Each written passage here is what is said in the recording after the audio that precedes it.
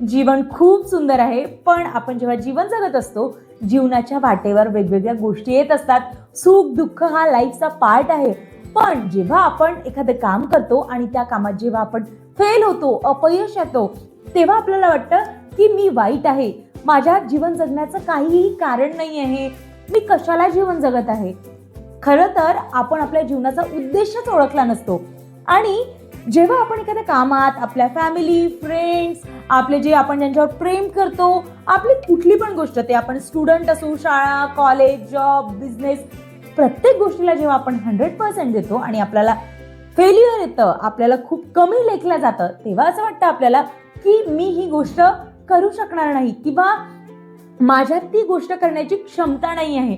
आणि एखाद्या गोष्टीत जेव्हा आपण 100% देतो, फेल होतो, आपल्या वाटा चुकतात, आपले निर्णय चुकतात आणि मग आपल्याला असं वाटतं की मी या जीवनात आलेली आहे, सगळे लोक सक्सेसफुल होत आहे, सगळे श्रीमंत होत आहे, सगळ्यांकडे पैसा येत आहे आणि मी शून्य आहे, मी काहीच करू शकणार नाही. नाही, पण थांबा, खरं तर सगळ्यात महत्त्वाचं इथे लक्षात घेण्याची हीच गोष्ट आहे, आपण आपल्या जीवन जगण्याचा जर उद्देश ठरवलं असेल आणि जीवनाच्या वाटेवर जर खरंच आपल्याला अपयश येत असेल तर भिण्याचं काहीही कारण नाही. आपण आपला उद्देश जर बरोबर असेल, काम करण्याचं जे दिशा ठरवलेली असेल, त्यात जर आपण काही गोष्टींनी फेल झालं, आपल्याला कुणी नाकारलं, आपल्याला कुणी तोडलं, आपल्याला कुणी दुःख दिलं, पण त्यात अशी कुठलीच गोष्ट नाही. आयुष्याच्या कुठल्याही टप्प्याला, कुठल्याही कामाला तुम्ही बेस्ट बनवू शकता, त्यात तुम्ही सक्सेसफुल होऊ शकता. मग ते तुमचं शाळा, कॉलेज, स्टडी, जॉब, बिझनेस, तुमचं आवडतं प्रोफेशन, पॅशन, कुठली पण गोष्ट तुम्ही बरोबर सक्सेसफुल वाटेला नेऊ शकता. तसंच मी जेव्हा माझ्या लाईफच्या अशा स्टेजला होती, तिथे मला जॉबमधून काढून टाकण्यात आलं, खूप कमी लेखनात गेलं, फॅमिली मेंबर्स खूप काही बोलले, निगेटिव्ह बोलले, करू शकणार नाही, ही गोष्ट कमी आहे तुझ्यात, तुझ्याकडे एवढा पैसा नाही. प्रत्येक गोष्टीने जेव्हा आपण तुटलेलं असतं ना, तीच वेळ असते, त्या वेळेला तुम्हाला खूप चांगल्या प्रोडक्टिव्ह वेळेत कन्व्हर्ट करायचं असते आणि तिथूनच तुमची सुरुवात होते. अशाच वेळेत जेव्हा मला वाटायचं की मी काहीच करू शकणार नाही, सतत रडू येणे, स्वतःला कमी लेखणे, एकटं फील होणे, वाटायचं की मी या जगात आली कशाला, मला खूप दुःख आहे, माझ्यासोबत काहीच चांगलं होऊ शकत नाही. तेव्हा मला माझा भाऊ म्हणाला, ही वेळ आहे तुझी, बॅड फेज आहे, ही निघून जाणार, पण या वेळेला तू खूप छान बुक्स वाच, ज्यातून तुझं ज्ञानात भर पडेल, तुला तुझ्या समोरच्या लाईफसाठी हेल्प होणार. तेव्हा मी एक बुक शोधली, ती म्हणजे इकिगाई. सगळीकडे ऐकत होती पण मी वाचलेली नव्हती. प्रत्येक गोष्ट जेव्हा आपण स्वतःच्या लाईफमध्ये इन्क्लूड करतो, आपल्या लाईफस्टाईलमध्ये आपण त्याला फॉलो करायला सुरुवात करतो, तेव्हाच त्याचे रिझल्ट दिसतात. आता तुम्ही सगळ्यांनी पण इकिगाईबद्दल ऐकलं असेल, बोललं असेल, पण खरंच आपण असं का करत नाही की आपण जर जीवन जगत आहे, आपले इंटेन्शन छान आहे, तर आपण स्वतःवर विश्वास ठेवायलाच पाहिजे. आणि सगळ्यात महत्त्वाचं, आपण कुठल्याही प्रोफेशनमध्ये असो, कुठलीही गोष्ट असो, जेव्हापर्यंत आपण आपल्या कामात समाधानी नसतो, तेव्हापर्यंत आपल्याला जीवन जगण्याचा खरा अर्थच कळत नाही. कारण कुठलेही काम हे रिलेट करत असतं आपल्या आनंदाशी. आपण जर आपल्या लाईफमध्ये आनंदीच राहू नये तर खरंच आपल्या जीवन जगण्याचा उपयोग काय? आता सगळ्यात महत्त्वाचं इकिगाई. इकिगाई हा एक जॅपनीज कन्सेप्ट आहे, म्हणजे जीवन जगण्याचं उद्देश, जीवन जगण्याचं कारण. आपल्या प्रत्येकाचं जीवन जगण्याचं कारण वेगवेगळं असू शकते. कुणाचं जॉब, बिझनेस, कुणाची आर्ट आवडत असेल, डान्सिंग, स्पोर्ट, प्रत्येक गोष्ट ही प्रत्येकाची वेगवेगळी असू शकते आणि ती प्रत्येकांसाठी बरोबर असू शकते जर त्यांनी शोधली तर. आता इकिगाईमध्ये मला 4 असे बेस्ट पिलर खूप जास्त महत्त्वपूर्ण वाटले, जे आपण प्रत्येकाने जर आपल्या लाईफमध्ये फॉलो केले ना, तर त्याचा रिझल्ट आपल्याला नक्की मिळणार.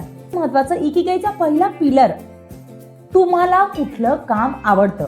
म्हणजे तुम्हाला तुमचं डान्सिंग प्रोफेशनल आवडणार, बिझनेस, जॉब, स्टडी, कोणी टीचर आहे, कोणी डान्स शिकवतं, प्रत्येकांची आपापली वेगळी गोष्ट असू शकते, ती गोष्ट ते बेस्ट करू शकतात.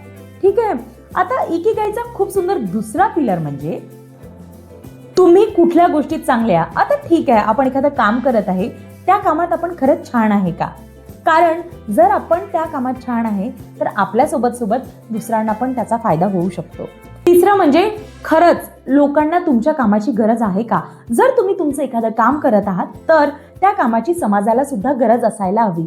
आणि चौथं म्हणजे तुम्हाला त्या कामातून पैसे मिळतात का?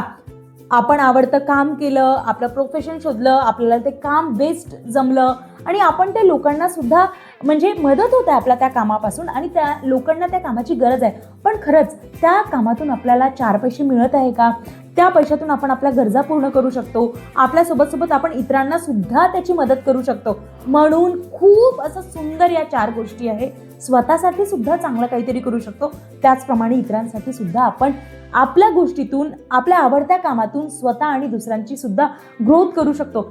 आता एक खूप सुंदर मला इथे सांगावं असं वाटत आहे, प्लीज सगळ्यांनी एक तरी झाड लावा. कारण उन्हाळा खूप तापतोय, झाडांची संख्या, जंगलांची संख्या कमी झालेली आहे. आपल्या अवतीभवती जागा असेल किंवा कुठे सोसायटी, गार्डन, कुणाला तरी विचारा, तिथले कोणी हेड असेल, त्यांना मेन असेल त्यांना विचारा. आणि खरंच बर्थडे असेल, ॲनिव्हर्सरी असेल, आपल्या घरी खूप छान कार्यक्रम असतात, त्या निमित्ताने एक तरी झाड लावा. कारण आपण जे काम करतो ते आपल्या निसर्गावर सुद्धा त्याचा इफेक्ट पडतो. तो चांगला असतो किंवा वाईट असतो, म्हणून निर्णय घेणे तुमच्या हातात. प्लीज प्रत्येकाने एक झाड नक्की लावा. सगळ्यात महत्त्वाचं म्हणजे इकिगाई म्हणजे आपल्याला कळलेलं आहे की जीवन जगण्याचं उद्देश, जीवन जगण्याचं कारण आणि त्याचे 4 पिलर्स पण बघितले की आपण जे काम करतो ते खरंच काम आपल्या स्वतःसाठी, इतरांसाठी चांगलं आहे का? आपल्याला ते काम आवडतं का? म्हणजे आपण समाधानी राहू शकतो, आनंदी राहू शकतो आणि त्यातून 4 पैसे कमावू सुद्धा शकतो. आता हा एक जापानमधील तर कन्सेप्ट आहे. ओकिनावा नावाच्या आयलँडवर असे लोक राहतात जापानमध्ये, ते खूप आनंदी राहतात. त्यांचं वयसुद्धा भरपूर म्हणजे 100च्या वर त्यांचं आयुष्य असतं. छान ते व्यवस्थित हेल्दी लाईफस्टाईलने जगतात आणि सगळ्यात महत्त्वाचं म्हणजे खूप छान रोज सकाळी उठून एका चांगल्या उद्देशाने ते कामसुद्धा करत असतात. आता आपलं जीवन जगण्याचा उद्देश प्रत्येकाने शोधलेला असतो, पण आपण खरंच त्यात आनंदी राहू शकतो का? हे मला त्या बुकचं खूप गोष्ट एकदम मनाला आवडली की आपण कुठलंही काम करत आहे, मग त्यातनं आपल्याला पैसे मिळतात कधी कधी, तरी पण आपण दुःखी राहतो. खरंच वयाच्या एका स्टेजला जाऊन असं वाटायला नको आपल्याला की आपण जीवन जगलो पण आपण आनंदी नाही राहिलो. मला या बुकमधून ही गोष्ट खूप सुंदर वाटली. सगळ्यात महत्त्वाचं, जेव्हा आपण उठतो तेव्हा खूप धन्यवाद मानायची निसर्गाला, देवाला, ज्या कुठल्या शक्तीला तुम्ही मानता त्यांना. आणि जर आपण आनंदाने सुरुवात केली ना दिवसाची, तर आपलं जे काही वाईट किंवा चुकीच्या गोष्टी असतात ना, त्यासुद्धा पॉझिटिव्हिटीमध्ये, आनंदात कन्वर्ट होतात. तुम्ही हा थोडा प्रॅक्टिस 8-10 दिवस तरी करून बघा, तुम्हाला खूप छान रिझल्ट मिळणार. आणि इकिगाईमधला मला हा कन्सेप्ट खूप आवडला की जीवन जगण्याचं उद्देश शोधलं, काम सगळं काही, पण आनंदावर त्यांनी खूप सुंदर म्हणजे महत्त्व दिलं आनंदाला, आपल्या कामाला, आपल्या जीवनाला.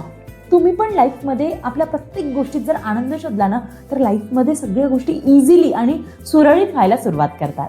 इकिगाईमध्ये खूप सुंदर मला कन्सेप्ट वाटला तो म्हणजे त्यांनी कामाला महत्त्व दिलं, तुमच्या आवडीला महत्त्व दिलं आणि तुम्ही आवडीला तर महत्त्व दिलं, पण इतरांना त्याचा फायदा कसा, त्यातून तुम्ही स्वतःला सुद्धा कसा आनंद देऊ शकणार, 4 पैसे कमावू शकणार.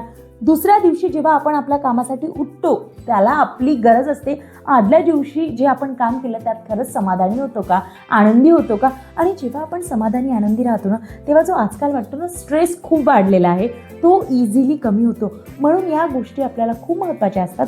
प्रत्येकाची इकिगाई वेगळी असू शकतं, पण प्रत्येकाची इकिगाई वेगळी असली तरी महत्त्व असतं ते म्हणजे आपल्या प्रत्येक गोष्टीत समाधानी असल्या तर आपल्याला कधीच स्ट्रेस येणार नाही, चिंता वाटणार नाही, आपण आनंदी राहू आणि आपल्याला कुठल्याही प्रकारच्या जे आपल्याला वाटतं ना आजार होतात, खूप स्ट्रेस वाटतं, त्या गोष्टींचे आपण दूर राहू. आणि व्हिडिओच्या शेवटी मला तुम्हाला हेच सांगायचं आहे, प्लीज आपलं लाईफ कधीच गुंतागुंतीचं करू नका. जेव्हा आपलं लाईफ खूप सुंदर असतं, आपण आपल्या जीवनाचा उद्देश ठरवलेला आहे, आपले प्रत्येक कामामागचे इंटेन्शन छान आहे, तर मग का म्हणून आपण दुसऱ्याशी कम्पेअर करायचं? आणि जेव्हा आपण कंपॅरिझन करतो ना, तेव्हा आपलं खूप सुंदर लाईफ जे असतं ना त्याला सुद्धा आपण तोडायला सुरुवात करतो किंवा स्वतःला आपण कमी लेखायला सुरुवात करतो आणि तिथूनच सुरुवात होते ती म्हणजे आपल्या दुःखाची आणि ती म्हणजे आपल्या लाईफचा ग्राफ खाली जायला. म्हणून प्लीज इकिगाईच्या या गोष्टी तुम्ही तुमच्या लाईफमध्ये फॉलो करा. लाईफला गुंतागुंतीचं नाही करायचं. आपलं जीवन आहे, आपल्या जीवनाचा उद्देश वेगळा असणार, उद्देश वेगळा आहे तर त्या उद्देशाला पूर्ण होण्याचा वेळ सुद्धा वेगळा राहणार. म्हणून प्लीज कंपॅरिझन थांबवा. लाईफला खूप सिंपल आणि सुंदर, आणि लाईफ सिंपल असली की सगळ्या गोष्टी छान होतात. नवीन नवीन रस्ते येतात, नव्या आयडियाज येतात. आयडिया नव्या आल्या की आपलं जीवन, आपलं काम भरभराटीला सुरुवात होत असते. म्हणून प्लीज स्वतःच्या कामाला 100% द्या. स्वतःच्या आवडीवर विचार करा. स्वतःसोबत इतरांना सुद्धा फायदा होणार या गोष्टी करा. आणि तुमचं इकिगाई जर तुम्ही शोधलं तर लाईफमध्ये तुम्ही कधीच फेल जरी झाले तरी ते तुमचं फेल्युअर नाही राहणार. ते तुमच्या सक्सेसची पहिली स्टेप आणि तो तुमचा खूप बेस्ट असा अनुभव, एक्सपिरियन्स राहणार. आपल्या जीवनाचं इकिगाई हे खूप मोठ्या मोठ्या गोष्टीत नसतं, ते असतं तुमच्या रोजच्या छोट्या छोट्या गोष्टीत. आज तुम्ही नक्की बुक घ्या, पेन घ्या आणि लिहा. स्वतःला प्रश्न करा की माझं जीवन जगण्याचा उद्देश काय आहे. जर शोधला नसेल तर स्वतःला विचारा, प्रश्न करा. आणि जेव्हा तुम्हाला तुमचा उद्देश कळणार, उत्तर मिळणार, तेव्हा तुम्हाला स्वतःलाच वाटेल की मी माझ्यासाठी कुठली गोष्ट पुन्हा बेस्ट करू शकणार, किंवा माझं जे इकिगाई आहे, माझ्या जीवनाचा जे उद्देश आहे, त्याच्यासाठी मी कुठलं काम करायला पाहिजे आणि खरंच ते कुठल्या कामाने पूर्ण होणार. जर तुम्हाला व्हिडिओ युजफुल वाटला असेल तर प्लीज चॅनल नक्की सबस्क्राईब करा आणि कमेंट करून नक्की सांगा तुम्ही इकिगाई हे बुक वाचलं आहे का. Thank you so much. बाय. आणि हां, स्वतःवर सगळ्यात आधी प्रेम करा, कारण जेव्हापर्यंत तुम्ही तुमच्यासोबत आहात तेव्हापर्यंत लाईफमधली कुठलीही गोष्ट ही शक्य आहे.